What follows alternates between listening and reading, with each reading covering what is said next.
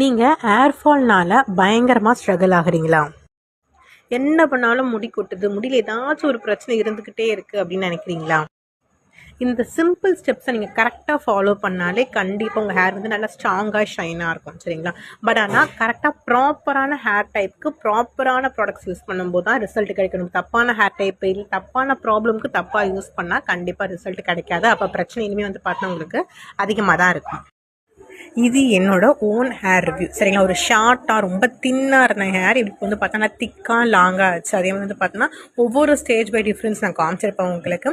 இது உண்மையான ஹேர் தான். அதே மாதிரி இதை மாதிரி உங்களுக்கு வந்து நல்லா ஹெல்த்தியாக ஷைனியாக ஹேர் வேணும், உங்களோட ஹேர் டைப்க்கு ஏற்ற மாதிரி சொல்யூஷன் வேணும், அதே மாதிரி உங்களோட ஹேர் ப்ராப்ளம்க்கு ஏற்ற மாதிரி கரெக்டான சொல்யூஷன் வேணும் அப்படின்னு நினச்சிங்கன்னா எனக்கு டிஎம் பண்ணுங்கள். உங்களோட பர்சனல் கைடன்ஸ் கொடுக்குறேன். உங்கள் ஹேருக்கான ப்ராப்பர் சொல்யூஷன் கிடச்சுன்னா கண்டிப்பாக உங்கள் ஹேர் வந்து ஸ்மூத் அண்ட் ஷைனியாக இருக்கும்.